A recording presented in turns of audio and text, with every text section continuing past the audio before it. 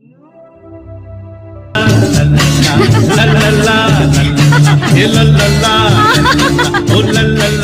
हाँ, नूरी बड़ी बड़ी आंखें, भरे भरे गालों वाली वही कमसिन हसीना जिसकी मासूमियत के लोग कायल हो गए थे। लाल सलवार कुर्ते और सिर पर नीला स्कार्फ बांधे नूरी उफ पूनम ढिल्लो बला की खूबसूरत लगती थी।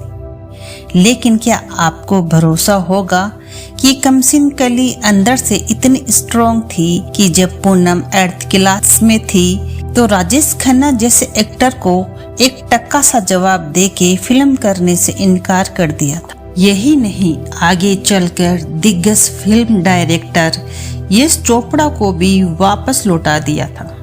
वजह उन्हें अपनी स्कूली शिक्षा पूरी करनी थी, क्योंकि पूनम डॉक्टर बनना चाहती थी।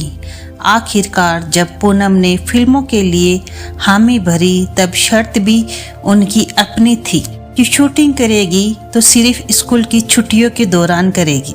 तो दोस्तों, आज हम जानेंगे अपनी शर्तों पे जीने वाली पूनम ढिल्लो का मिजाज कुछ ऐसा था।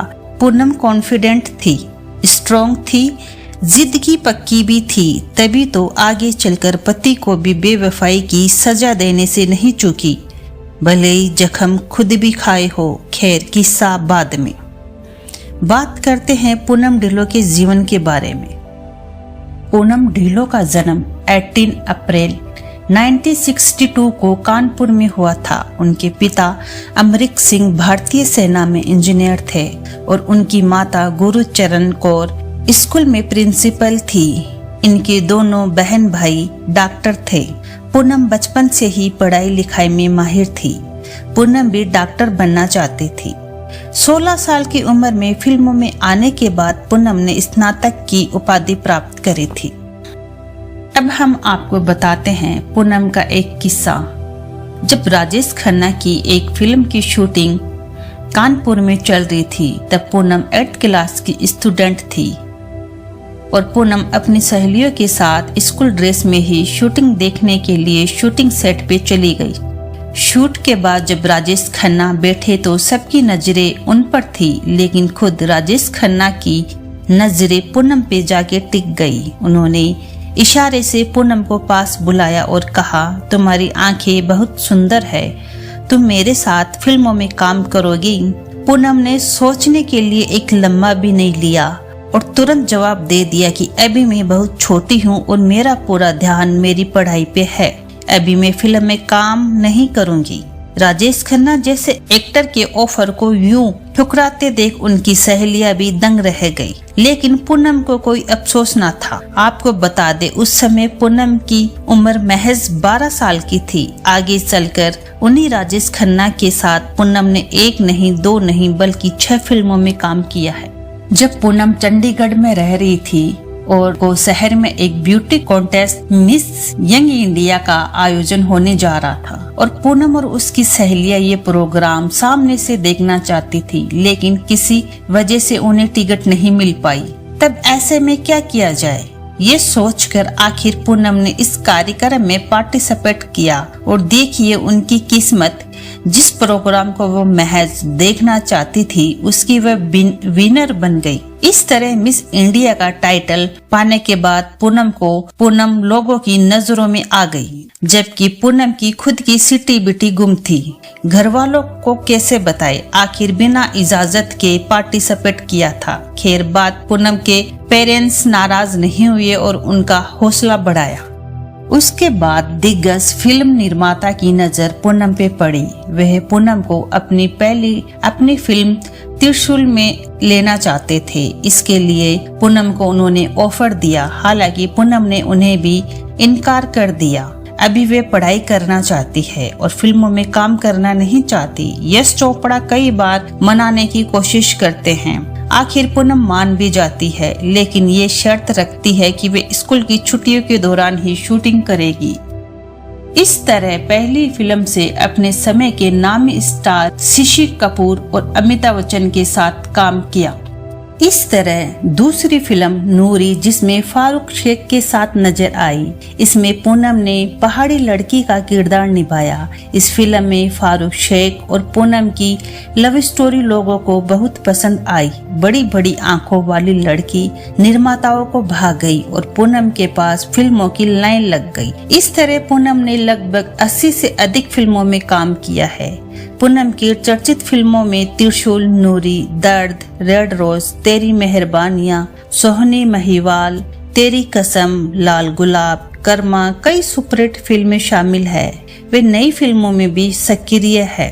पूनम ने बॉलीवुड में एक नया अनमोल बिजनेस भी शुरू किया था। मेकअप की सुविधा देने वाली वैनिटी वैन की शुरुआत। बॉलीवुड में हीरोइनों को वैनिटी वैन की कमी से हमेशा परेशानी रही। आउटडोर शूटिंग के दौरान उन्हें कपड़े तक पेड़ों के पीछे जाकर बदलने पड़ते थे। ऐसे में पूनम की वैनिटी वैन को हाथों हाथ लिया गया और उनका आइडिया सफल साबित हुआ। बात करें पूनम की लव लाइफ की, फिल्म डायरेक्टर रमेश तलवार ऐसे पहले शख्स है जिन्होंने पूनम ढिल्लों पर दिल हारा और पूनम उन्हें अपना अच्छा दोस्त मानती थी। एक दिन बातचीत में पूनम ने कहा था कि अब वे बम्बई में सेटल होना चाहती है। ये बात सुनते ही रमेश तलवार ने उन्हें बम्बई में बंगला गिफ्ट कर दिया था। रमेश पूनम से प्यार करने लगे थे, लेकिन पूनम का इस तरह का कोई इरादा न था। धीरे धीरे पूनम रमेश तलवार से दूर हो गई। ऐसे ही यश चोपड़ा और पूनम के बीच प्यार की बात बॉलीवुड में हो रही थी, लेकिन खुद पूनम ने जिस शख्स को चाहा वे थे राज सिप्पी। दोनों के बीच बहुत अच्छी अंडरस्टैंडिंग थी। दोनों एक दूसरे के साथ वक्त गुजारते थे।